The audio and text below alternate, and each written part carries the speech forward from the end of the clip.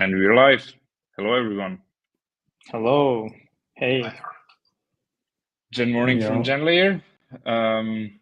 It's a wonderful day today as we're celebrating this partnership with Atoma Network. My name is Tony. I'm the head of content and community for Genlayer, and with me today is Edgars. I'm our CPO and co-founder of Genlayer Labs. We have George, Hey everyone. Who is the co-founder and CTO of Atoma Network. Hello. And then we also have Hisham, who is the co-founder and CEO of Atoma Network. Hello there. As you've probably already seen, celebrating this partnership today, and we wanted to kick it off with a live stream. Before we start, I would just quickly like to introduce, before you guys introduce Atoma and Genlayer, with Atoma, which is a decentralized hyperscaler for open source AI, and with Genlayer, trust infrastructure for the AI age. We are an AI-powered distributed ledger and digital decision maker. Once again, hello to everyone who's joining us right now. I know we're a bit late in time. I'm really sorry for that. But yeah, let's get straight into it and share a little bit about what Genlayer is doing and what Atoma is doing, and then dive into the partnership. So if you can start with you, Edgars, what are we? A quick version of what we are actually doing at Genlayer. Absolutely, thank you, Tony. As to remind everyone, so Genlayer, we are the intelligence layer of the internet. What does that mean? We're a new platform that can resolve contracts using large language models, using AI in minutes and dollars, not years and years and hundreds of thousands of dollars as you would in the traditional legal system.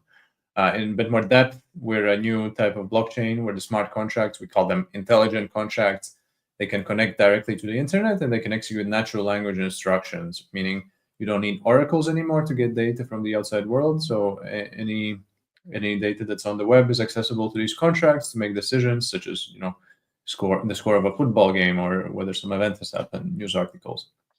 And then as well, you have this reasoning capability that you get from natural language prompts from large language models. So you can then make complex subjective decisions about, whether is there enough damage to pay out an insurance contract, given this huge news article, decide who won the election, extract this answer. These are all the kind of things that are impossible to describe in low-level solidity in a general way. You need the power of natural language. And all this is resolved by our network with thousands of large language model connected validators, each to a different large language model. So we're not enforcing a specific large language model, which enables these validators to connect to all the different and latest and greatest closed source, open source, all these different models.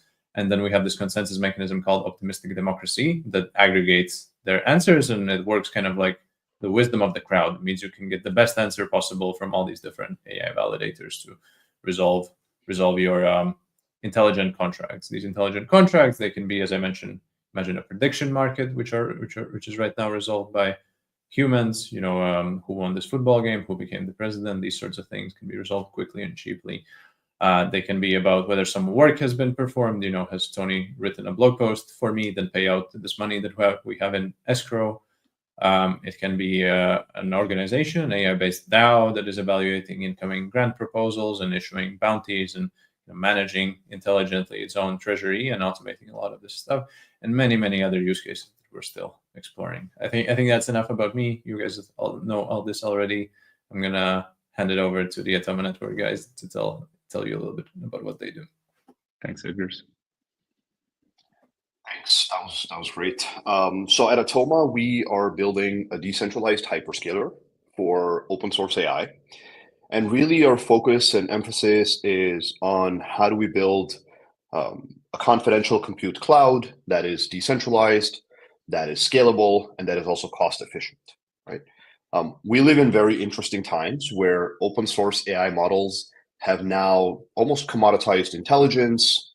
They're accessible to anyone. It's truly been democratized. It's amazing that years and years of R&D worth billions of dollars has now been just sort of like, made available to anyone and everyone with the right technical skills and hardware to be able to run these models, right?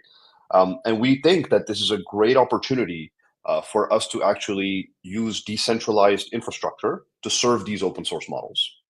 And in order to do that successfully and do it in a way that it would actually gain real usage and adoption, we have to really think about what are some critical properties that a decentralized network must have to gain adoption for companies, for decentralized, applications, etc.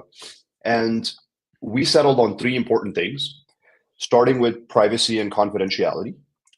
Because AI workloads generally involve a lot of data, it could be user data, it could be your company's IP, it could be legal data, etc. It is very important that this data is protected. Generally, blockchain nodes or just nodes in a network get to see everything, right? So any request that's getting routed to some node operator on a decentralized network, they'll get to see all the data. That alone will probably limit the adoption more than anything else, right? If so, privacy is a must, in our opinion. Secondly, if we think about the cost generally associated with decentralization, it's usually a lot higher, right? Because blockchains tend to replicate a lot of things, and obviously that increases the cost. And so it needs to be cost efficient. It cannot be many times more expensive than like a traditional AI cloud.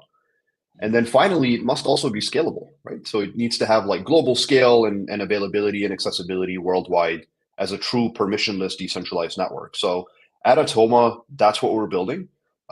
Atoma itself is building a decentralized network, but we also kind of see that usually these technologies are very difficult to access. And so we're building a cloud on top of it that we call Atoma Cloud.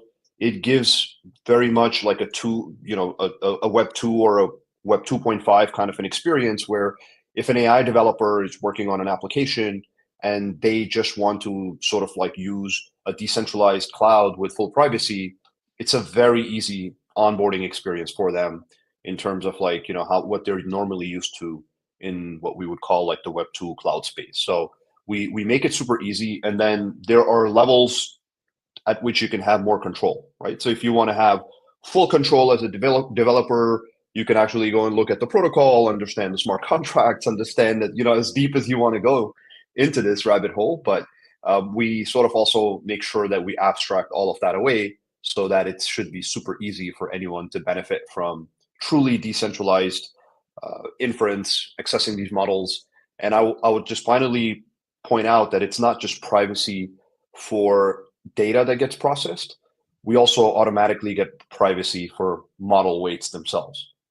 At start, we're using open source models, but there's a good chance that we would have protocols, companies launching and deploying their own models that might be fine-tuned based on their specific data to run on Atoma and to provide that as a service to other users. That's a bit about Atoma. I'm sure we'll dig into more details. Yeah, thank you, Hisham. Just before we get into it, I would kindly ask you to download the POAP Home app for everyone who's listening or watching. For those of you who are here every Thursday, you know that we have the POAP giveaways at the end of every session where we share a secret key, and then you can download your POAP, which will be used for our community rewards later on. So yeah, it's called the POAP Home app. You can find it on Android and on App Store.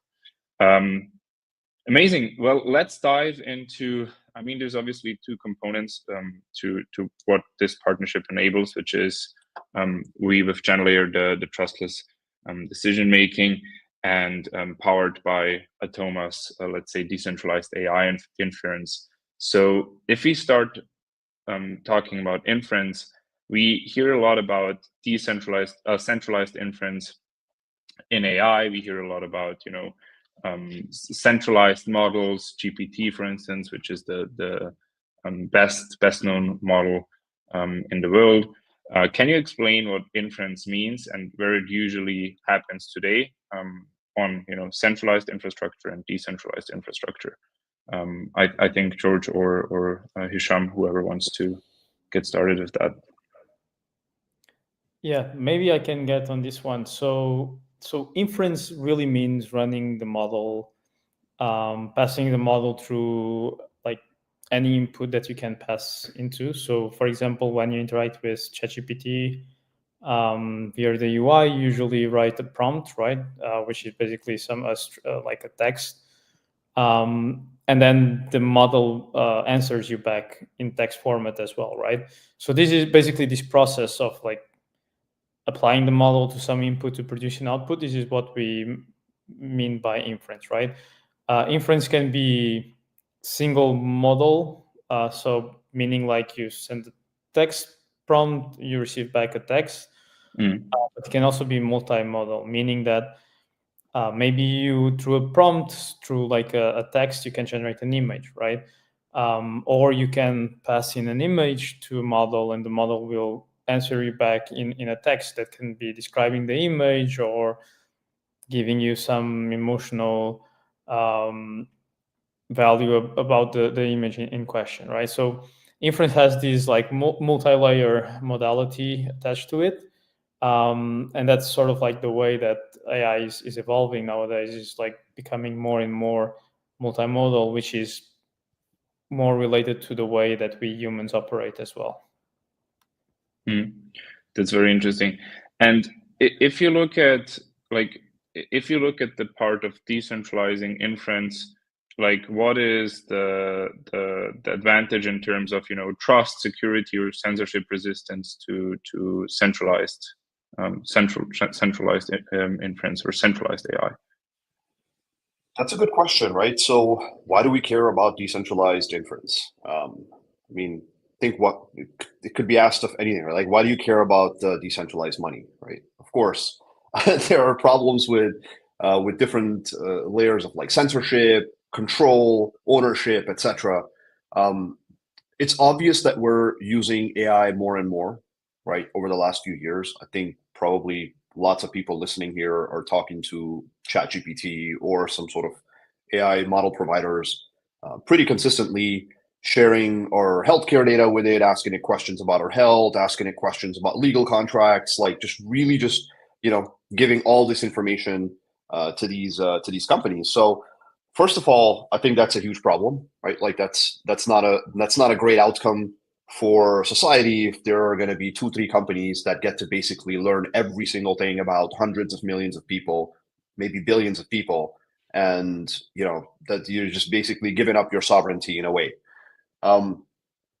But you also need you need to think about how can you guarantee that when you're talking to a model, not only are you sharing your data with it, like is it the right model, right? So if you're a company and you're paying for a model, for example, let's say like a Llama 7DB, like you have no guarantees that you're even getting to use that model. It's just sort of like, trust me, bro, like yeah, this is what I'm giving you, and that's it. Like like there's no verifiability at all in any of this stuff. There's no guarantee that there is like no system prompt that is trying to add censorship or any kind of biases. There's even no guarantee that when the AI generates a response that you're getting that response the way that the AI generated without anyone tinkering or changing it, right? So there are lots and lots of problems. It's not just one when you think about centralized versus decentralized inference. And with decentralized inference, you can have the guarantees and the assurance that you're getting the model that you're paying for. Nobody's tampering with system prompts. Nobody's changing your input, that you've sent. Nobody's changing the output request that you're getting. That alone is like a huge, sort of guarantee and a much better solution than you would get from like a normal service provider that's not decentralized. Add to that privacy.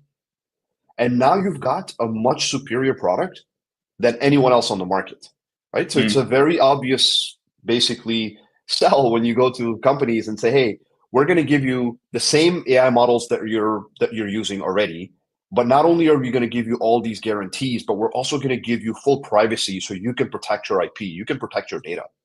Because these AI labs, they have been notoriously exposed for training on anything and everything. They don't give a shit about copyrights. Like they don't care about anything. They just want to train bigger and bigger models at all cost. It's really like that simple. And so there are even studies that show that about a quarter of the companies and organizations have banned the use of tools like ChatGPT, etc., for fear of data leaks. Like, this is a really big problem, right? Like, Samsung is a company that had banned it originally, I believe, in like 2023 or early 2024. And the funny thing is, employees at Samsung were then later protesting that they were not able to use these tools to be as productive as they wanted to be. So like, it's really like an interesting problem. Like, in a way, you're afraid to use these tools because, like, it's gonna like take all your data, and you probably don't want to share your IP or user data, etc. But at the same time, then you're just sort of like held back, and you're going to be left behind if you're not using these tools. And so with what we're doing at Atoma, we kind of give you the best of both worlds, right? Like, we give you the privacy and the control of you running these models locally with the ease and the scalability of using a cloud. So it's really like the best of both worlds. Okay, that's the part on decentralizing inference. If we now look at the decentralized AI space, which has kind of become a pretty big buzzword, we have multiple solutions, right? So Edgars, how would you define like decentralized AI, and how does GenLayer and how do we play into that?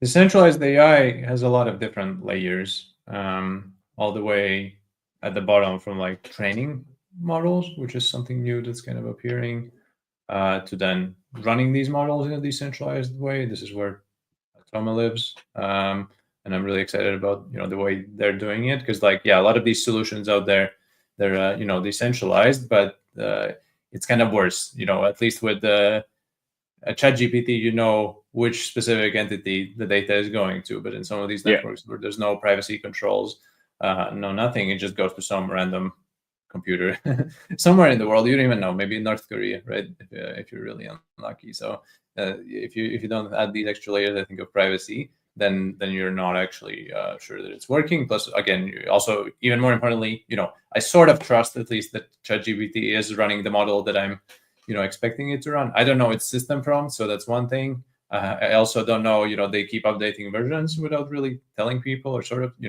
don't have full control. But at least I trust, that if I'm querying GPT 4.5, that I'm getting GPT 4.5, right?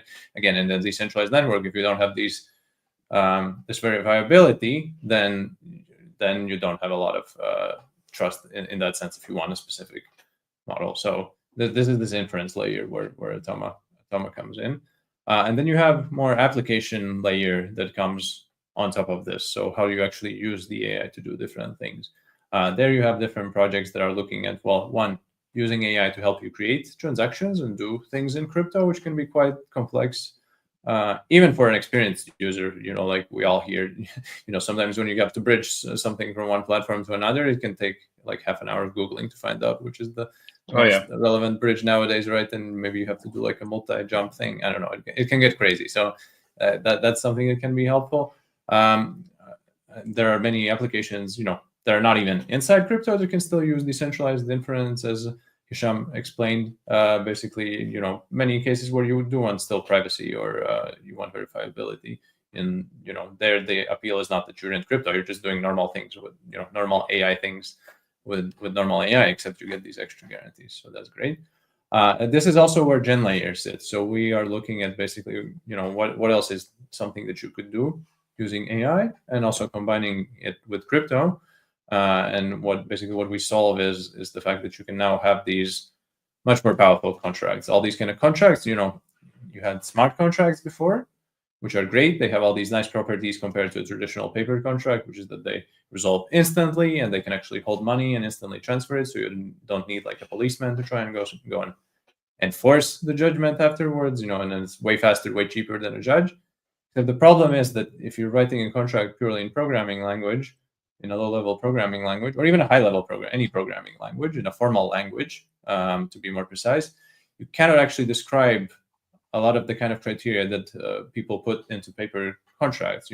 Is a blog post good or bad? How are you going to describe that in if then else statements, right?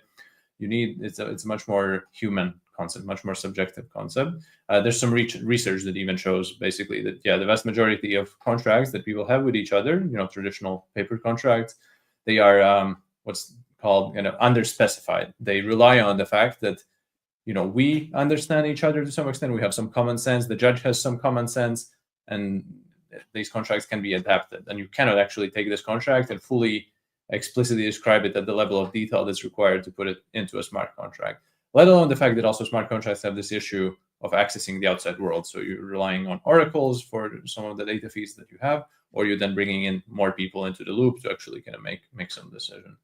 So we realized that using these new AI capabilities, using large language models, we can solve these problems and actually create a platform where you can take many, many more types of contracts that would have been required, to be done in the traditional way. You can now put them on chain and use AI to resolve it. And it really, for many use cases, completely changes what you can even have a contract about. Because, if you ever run a business, you've had a dispute with some provider, that if the dispute is even like $10,000 worth, it's still probably not going to make sense for you to sue them, just because the cost and the time that it's going to take to get any sort of resolution is going to outweigh any benefit that you might get. Forget even smaller things, like licensing small amounts of IP, or resolving kind of small markets, or any kind of small disputes that happen millions of times every day that are, again, completely priced out of a full dispute resolution mechanism. So now you can use AI to resolve all these disputes really fast, really cheap. Thank you, Edgars. Okay, before we move on to talk about this partnership, there's one question from Random. Random is one of our dear community members, and the question is, can decentralized AI reduce bias in AI models? And what is the role of data marketplaces in decentralized AI? Whoever wants to chime in here. I can let George maybe expand on it a bit, but at least when it comes to biases, it has a lot to do with how the models themselves are basically trained, right? I would argue that's not as Edgars was describing, there's different layers of decentralized AI. Some layers are very easily, you could say, serviceable by crypto rails, right? That's when it comes to the models existing, and now how do we serve them in a private, decentralized way? There's infrastructure that we're building for this and stuff like it. In terms of training the models themselves, the data that goes into it, there are a few companies or a few protocols that are now working on these problems, but at least in my opinion, it would be a while before we start to see full decentralized models getting trained, where we know what the data is and what went into it, right? So yeah, it's really about whatever you put into the model at the time of training, etc. That's really what's gonna determine the biases and stuff like that. Yeah, exactly. And also, it's also important to notice that the models can also absorb biases that come from our context, the context that we pass in as our inputs, right? So I believe that a lot of people have heard about model context, system prompts, RAG, pipelines, etc. So basically, this means that users can provide any sort of context at hand to solve their problems or any situation, really. And this information can have biases itself. And these models usually, they tend to be pretty conformist in the way they interact with humans. They usually tend to assume that the human is correct. It's very difficult to force these models to sort of contradict you, right? Even when you are not correct. But as Isham said, definitely there is a bias in terms of biases that can be introduced by the model training in itself. So, for example, if you look at the internet as a whole, the internet most likely has a lot of biases that are sort of ingrained in the way that people interact with digital systems, right? So it's very difficult to train models to sort of go beyond these biases. I know this has been, for example, expressed by the XAI team to make Grok more say neutral model in a way. But of course, you can also somehow deal with biases by ensuring that the right model that you are serving, or the model that you are serving, is actually the right model that you are operating, right? So, for example, imagine that you fine-tune a Llama model to be more consistent on certain topic, and is much better than vanilla Llama, right? But if you don't have like verifiable guarantees, it will be actually difficult to prove or disprove that you are holding this fine-tuned version or not, right? So it's really a combination of very different techniques, from training, from like test time compute to context data to verifiable compute. So yeah. I would add a tiny bit, which is that some of what you would call bias is actually not from the model itself. Some of the bias in terms of what kind of things it's going to answer or not answer can be a layer on top of it. Maybe you've seen sometimes you ask ChatGPT something that it doesn't really want to answer. Well, what happens is it kind of starts to answer. You can see it start thinking, and then some content policy model above it says, no, we're not going to talk about this topic, and then it cancels that. And in that sense, it absolutely can. Decentralized AI can help reduce bias. At least you're getting unfiltered access to the underlying model, provided you have these kind of verifiability guarantees that Atoma provides. So I think at least in some sense, it can reduce that even without decentralized training necessarily being a thing yet. And I mean, that's one of the premises, Edgar's right, that we are like holding that these AI models have bias, that they're holding bias, and that we've built this consensus mechanism around it, which is optimistic democracy, to deal with these biases. Yeah, and that's true as well. So to layer more solutions, again, the same way there are all these different layers of the stack in terms of what all the different projects that exist. You can also think of bias again in multiple layers. So the approach that we take in GenLayer is basically that, well, each of these AI models is less maybe like a traditional computer program that's always going to do exactly the same thing, no matter who's running it, when they're running it, and which program it is. These models are more like humans in the sense that they do have biases on certain topics, and they also answer different things at different times. So they're, in that sense, I think they're more like people than a traditional computer program. So the way we built our network is that instead of relying on a single AI model to be the ultimate decision maker with all its biases and the chance that it could be wrong some percentage of the time, all of that, you then build this network that aggregates the intelligence of all the different language models and lets them kind of cancel out the biases basically and find wisdom of the crowd basically. That's how we like to call it. This reminds me of an event that I was at in like early 2017 when crypto was slowly starting to become like mainstream, and I was still learning a lot about like the use cases. And I remember like someone was like, there was a legal firm in New York City that had organized like a crypto event, and there was talks about like smart contracts like settling between people, and then these contracts acting like legal contracts. And it's crazy because like you really needed something like AI and LLMs to exist for that world to really be happening on chain.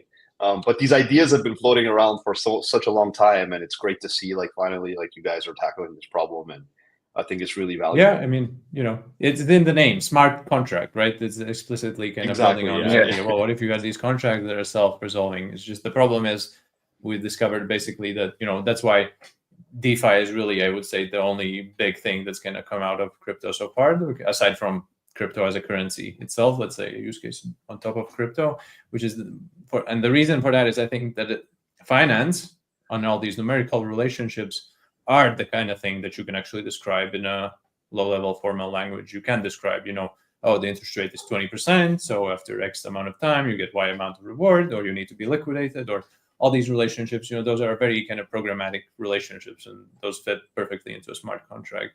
But all the other kind of things people do with each other, hiring each other to do a job, or kind of working together, or making decisions about what to invest and what not to invest, they're all much more subjective, much more kind of human, common sense based decision. Maybe not so common, but different type of reasoning than what you can describe in a low-level language if you want to interact with the outside world. It's a much more powerful paradigm. So absolutely, yeah, that I think large language models was the missing piece that can really make this all work, and fulfill what I would say was the original vision of smart contracts.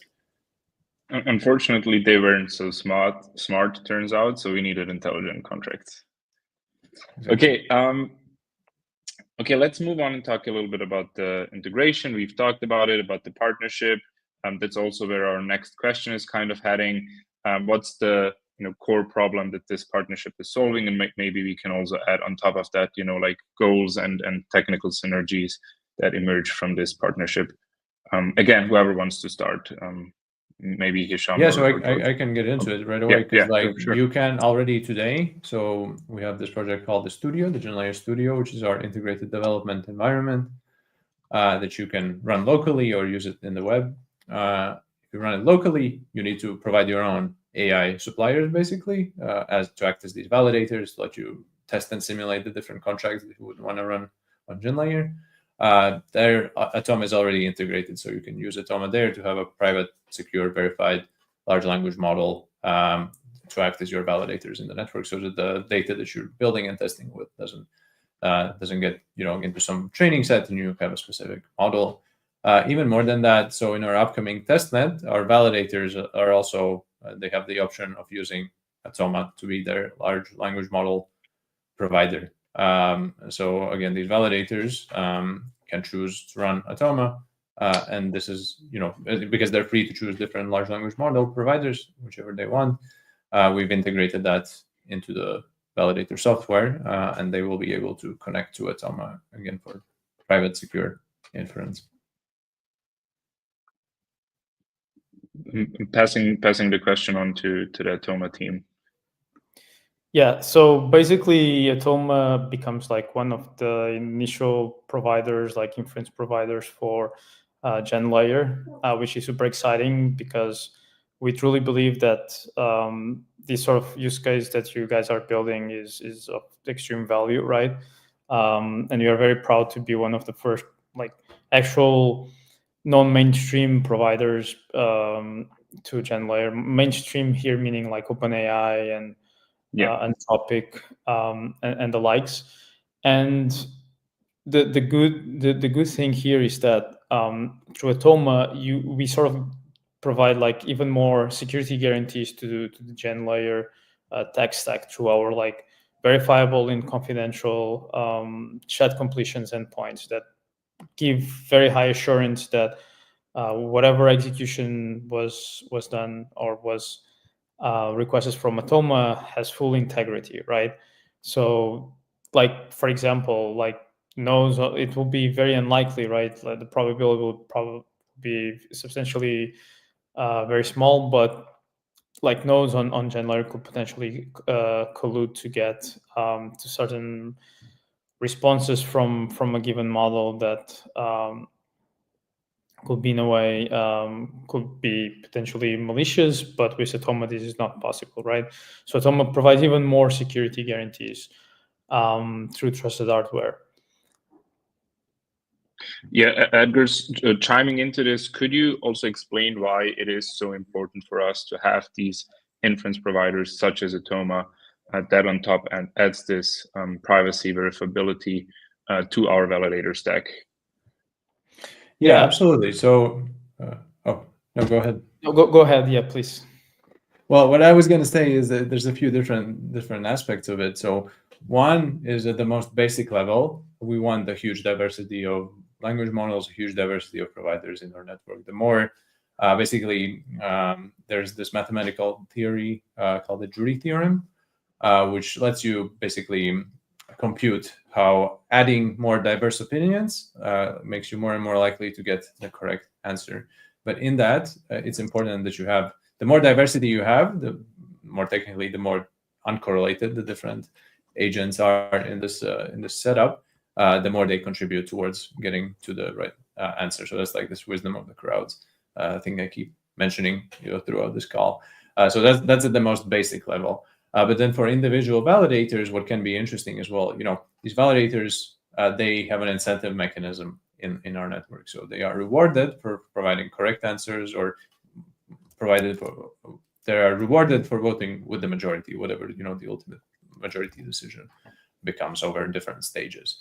And they, in a sense, they also have some risk, using some external model provider, in that, even if this validator themselves are completely honest and they're trying to do their best, whatever, if they choose their model provider poorly, well, this model provider could actually send them the wrong answer that actually, tries to bias some prediction market outcome the wrong way or anything like that. So in a sense, the validators themselves have to be a little bit careful about what large language model they're using, how they're accessing it. So it's a way also for, specifically this verifiability aspect of Atoma. It's a way for the validators to potentially protect themselves against, as part of their stack, kind of, trying to attack them. So that to me is a very interesting aspect. Those are the two biggest things I see. Yeah, and just to add a bit on top of that, so Atoma not only provides this verifiable and confidential layer for LLM inference, but we are actually pretty competitive in terms of pricing and throughput, scalability, latency, right?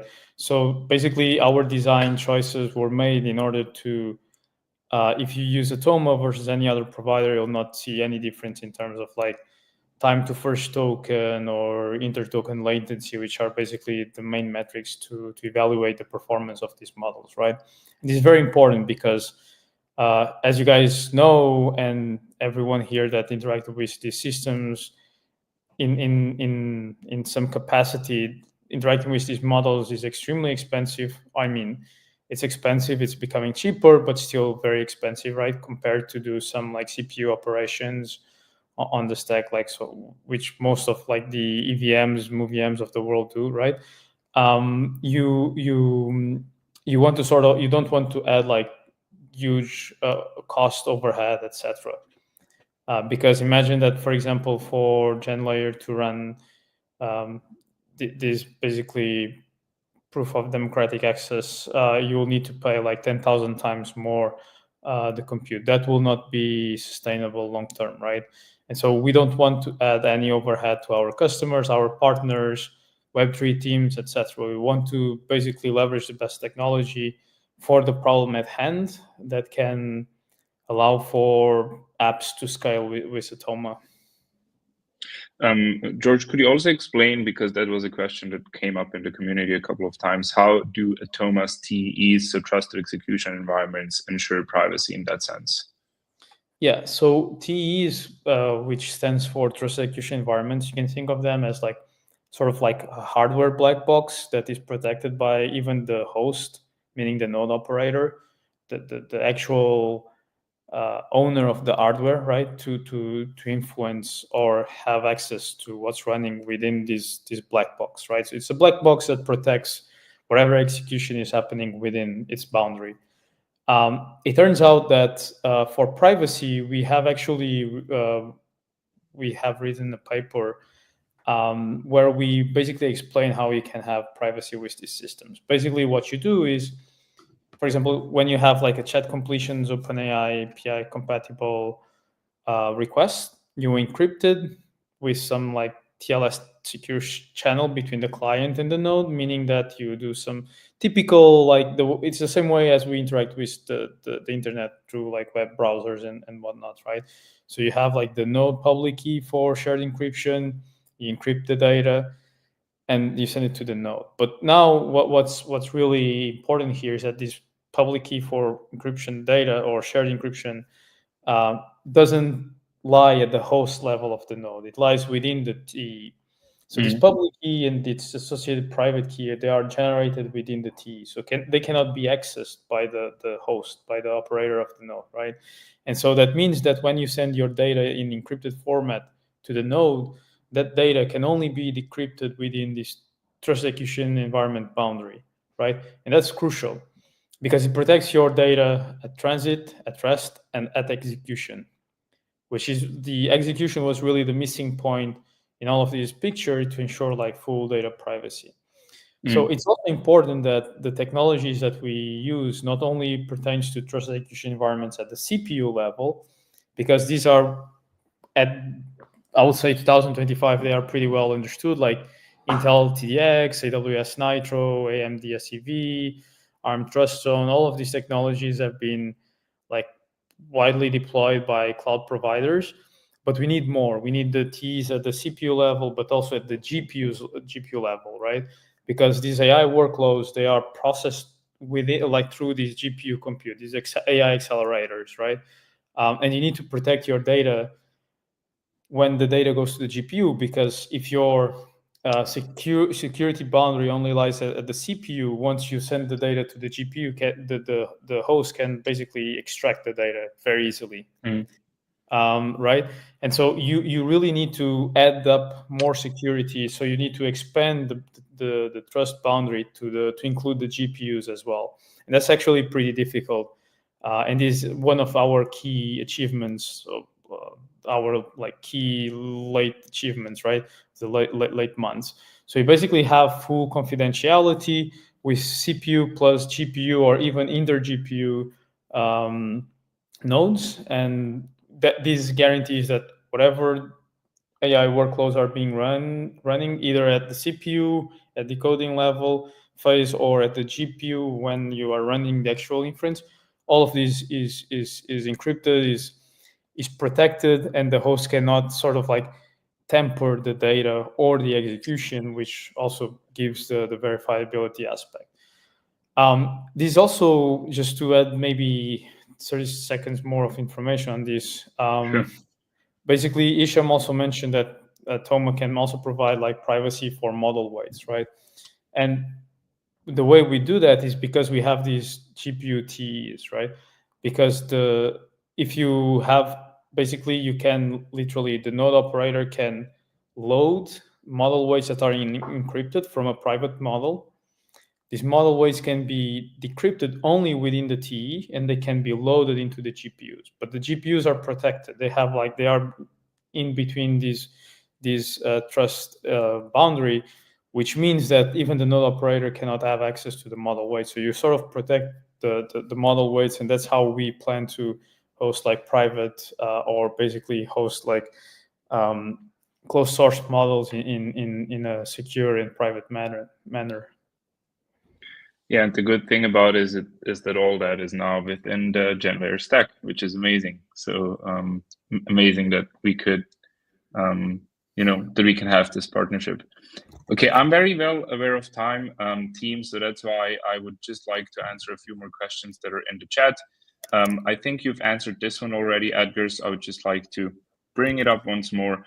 Burgomaster is asking, what modifications would be needed to Atoma's SDK to support GenLayer's Python-based GenVM for developers building dApps? Yeah, it's just from our side, it's just a matter of the validators being able to connect to the Atoma network and get the answers from there. And in fact, that was very easy to do. The Atoma API is very easy to use. It follows the OpenAI standard, so the integration was very easy from all sides. So, and then now we're integrating. And to kind of, I'm just looking at the last questions. There is one, how do you plan to win the competition in the AI market? Tell us, will you apply innovative solutions? Well, we actually think that GenLayer is an innovative solution, but Edgars, maybe you want to kind of just sum it up what you've said at the very beginning about GenLayer, which kind of shows you these USPs that we have compared to, whatever you want to call it, competition or. Yeah, I mean, we are right now solving a problem that nobody else is solving, which is specifically using AI to do something that is novel, to use the AI as a judge or as a jury of many different AIs to resolve disputes, resolve contracts, make decisions that actually move assets around and have real impact on things of value, and create this neutral third party, a shared system where you and I and everybody else can go and have agreements between them that are then enforced by this AI, which is a really valuable thing to do. And not just for humans, which right now, mostly humans having contracts with each other, but I think more and more AI agents as well, which many of them are coming online. They're looking for things to do, and they're starting to look for how they can actually work with each other. And the thing there is that at least we as humans, we can have this paper contract. We can go to a judge. We can get a judgment. We can do arbitration if we want it a little bit faster, maybe. An AI agent is not a legal entity. You can wrap them in a company, but that's huge overhead. And many of the traditional world systems can expect that there's some person that can actually show up and, show up in court, right? In most of the world, you couldn't actually have a purely AI agent run company or anything like that. And add on top of that these guys are moving at a speed that's thousands of times faster than humans. So for me, yes, it's a pain in the ass to wait 3 years for a court case to go through. But for these guys, it's it's an infinity. So they need something that's faster, and something that's internet native, and something that's much cheaper as well. So that's what GenLayer is. We're solving a very specific problem. The problem that's super broad, but right now we're the only ones solving it, and that's our approach. We want to be the best ones to solve this problem and enable totally new types of commerce between humans and between AI agents. Now, to round it up for all the builders that are currently watching, I would like to give them something to kind of homework. What can they do now to start building? They have heard about this Atoma and GenLayer partnership, and now they want to get going. Where can they start building? What can they build? What types of applications do you guys envision, and what are kind of your favorite applications? From my side, so you can go to studio.genlayer.com. That's the absolute easiest way to get started. It's our integrated development environment. You will see different types of example contracts. The kind of clear things to build are anything that needs a human oracle, like prediction markets or insurance protocols, and any sort of dispute resolution. So anywhere where you have multiple parties that might have a disagreement about something, you have some money in escrow, it needs to be sent one way or another, you can now use GenLayer. We have a ton of companies already exploring this, trying to build different use cases. So if you're an existing project or a new project, this is the kind of stuff you can build. And there's many more ideas, and our foundation in the future will be providing different kind of grants and different ways to support the community. So if you have any interesting ideas, feel free to reach out to us, and happy to talk about it. Amazing, thanks. George or Hisham, if you want to round it up from Atoma's side. Yeah, anyone listening can go to atoma.network, access our cloud, go check it out. We're still in DevNet, but we have a fully functional service, and we're actually onboarding our first batch of real customers, right? So it's one of those novel things where even in DevNet, we'll have paying customers, and we are looking forward to anyone building like Gen AI apps, anyone working in some sort of industries where privacy matters, like healthcare, finance, or even like on-chain agents where you actually want to have verifiable, sort of like execution happening. Maybe you don't care about privacy, maybe you do, right? But it's decentralized, it's verifiable. It also gives you privacy. And so, super excited to support all sorts of amazing use cases. And I actually think with, protocols like Atoma and GenLayer, builders can now start to build very like novel or unique kind of, applications, right? Do things in a much better way, leveraging these technologies, building new kind of, I don't know, like social media platforms, new kind of ways to, like Edgar was saying, have data coming in and be able to verify or use that data to settle contracts on chain.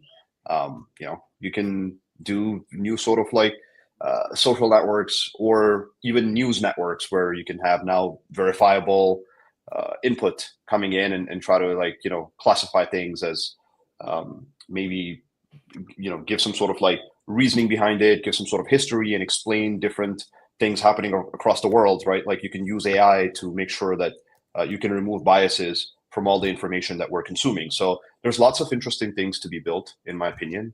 And for once now, we'll start to see Web3 not just being about DeFi and finance, right? It opens up the doors to many more applications. Yeah, absolutely. Amazing. Yeah. Last word from my side. So you can now mint your POAP with the secret passkey. Again, those of you who have been here know the process. Just open the POAP Home app. It's Atoma minus cooking to kind of celebrate this partnership today. So thank you once again, everyone, George, Hisham, Edgars, for taking the time. It's a beautiful day to celebrate this partnership, and I hope you had a lot of fun with this live stream. And thank you to everyone in the community for tuning in. I think it's an all-time high right now of viewers, which is amazing, which always makes me happy to have people tuning in and listening to what we have to say and what you guys have to say. So thank you very much once again, and have a beautiful day. Yeah, Thank I you. appreciate every Thank single you. one of you for tuning Absolutely. in. So, Yeah, Thank thank you. you guys. This was great. Thank you. bye bye. See you. Bye bye.